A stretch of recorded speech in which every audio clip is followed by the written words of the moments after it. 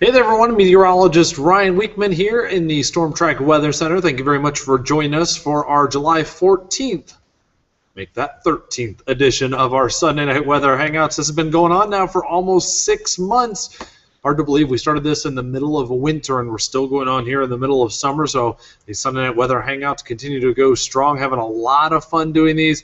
It's kind of fun to geek out for a few minutes every week, give you guys some behind-the-scenes information. We were hoping to do these hangouts a little bit more often if we were going to be getting some, let's say, wintry weather or severe weather and things, but that certainly hasn't been the case the last few months. Very quiet weather pattern for the most part this summer. Very minimal severe weather here in northwest Ohio and southeast Michigan. Looks like it's going to continue for at least the next week for us here. The best chance for rain this week is going to be tomorrow. It looks like it'll be a very thin line of thunderstorms that'll be pushing on through. It'll be on the leading edge of some much drier, less muggy air that's going to settle in for the better part of the next week ahead for us. A great looking stretch of weather for mid-July, especially when you consider the fact that we're entering what is typically one of the hottest weeks of the year. It certainly won't be this year for us here. So thank you all for joining me live. If you're watching on the YouTube stream, hello to you. If you're watching live on Google+, remember, you can always ask questions, and they get fed directly right in here into the Weather Center, and I can read these as we're doing the live hangout. And I know there's lots of you that watch our Sunday Night Weather Hangout after the fact. Of course, these always get published on YouTube as well after the fact. So thank you guys for joining in for us. We're going to dive right in. Not a whole lot going on in the forecast as far as any really bad weather is concerned, although if you were looking to hit up the pools and things this week, at least a few days are going to be almost too cool to really be swimming out there, or at least probably for many of you. Let's dive into the forecast and show you what we're looking at. Again, the coolest part of these hangouts that I like to do is I can switch the screen around. You're seeing me right now. I'm going to flip it around and show you what I'm looking at on my screen here. And this is a weather software program called SimUAWips here, and it's allowing me to see all sorts of different things. Right now, this is the satellite view of water vapor, and all this is showing the quality or depth of moisture in the atmosphere. And biggest feature you want to see here is this swirl coming down from Canada into the northern plains. This is a deep area of low pressure in the upper levels that's going to come across the Great Lakes. This is something that typically happens during the fall more often than in the middle of July. But anytime we see this, a large area of low pressure that's going to settle over the Great Lakes, we immediately know temperatures are very likely to be below average, and that's certainly what we're going to be looking at over the next few days for us. In fact, highs on Tuesday may not even hit 70 degrees in some spots for us here.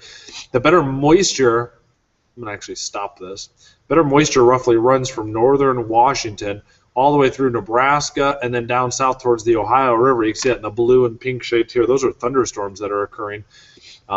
Here's an even more interesting way to look at it. This is the precipitable water values. Basically, the higher the number, or like the darker the shade, so the greens and the yellows, the more moisture that there is in the atmosphere. And just to give you a sense, this is still that same map of the United States here. And you'll notice the deeper moisture is already being shunted down to the Ohio River. And as we go through tomorrow, we'll have one last shot at some scattered showers during the afternoon hours with a little piece of moisture that's still hanging around.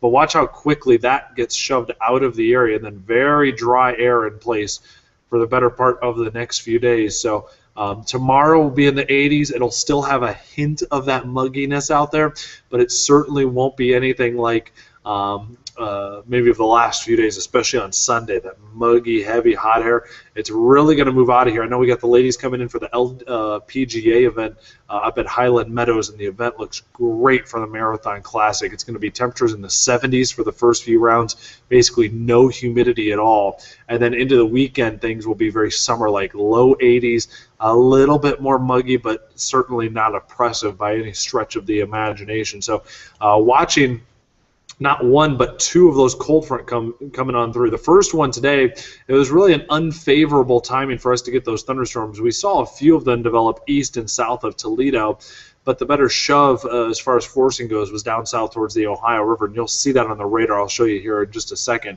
But tomorrow, I showed you that one little piece of moisture that was still going to be up here, and that could be just enough to pop off some of those thunderstorms with daytime heating. That's going to be the final cold front that comes on through and really drops the mugginess out there for us. So here's the latest as far as the radar is concerned. And I'm going to leave this looping. But you notice from Boston back to Philadelphia and through northern West Virginia down the Ohio River, that's where the thunderstorms are, where there's better moisture with that first cold front. The second cold front is still well off to the north, actually causing a few showers here across Chicago. But the timing of this one that'll come in will be tomorrow afternoon, and so that might be a chance for that cold front, although it doesn't look all that strong.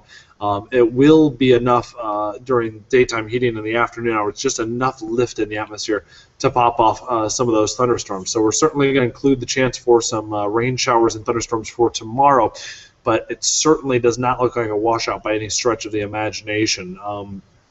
As far as any severe weather threat goes, I wouldn't rule out some small hail potentially with some of the storms for tomorrow, but the severe weather threat does look awfully low.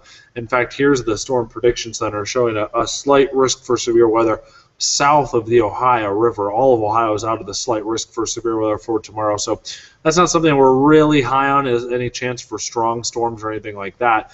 And then here's the 7-day.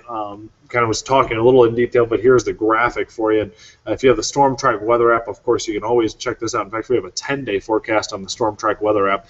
But the 7-day shows the highest chance for rain will be tomorrow, and that's really centered around tomorrow afternoon.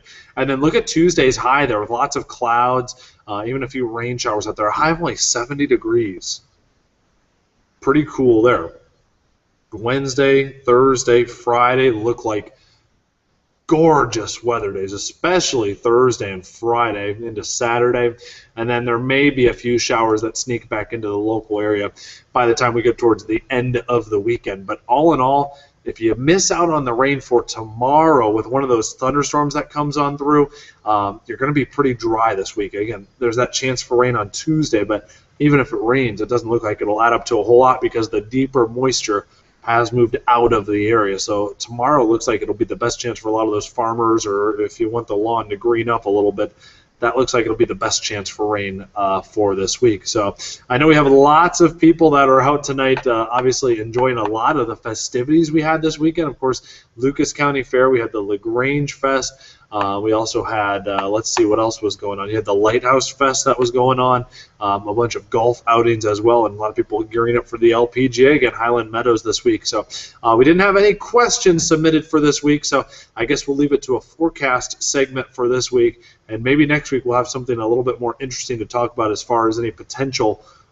for severe weather or any lots more thunderstorms. I know there's a lot of people that do love the thunderstorms, not the severe kind, but just some thunderstorms, and we haven't had a ton of those so far this year, so maybe we're going to back end load them in the second half of summer. So think about that 70-degree reading, and we have had some people say it's very unusual, but really it's not. If you think about last summer, think about it for a minute.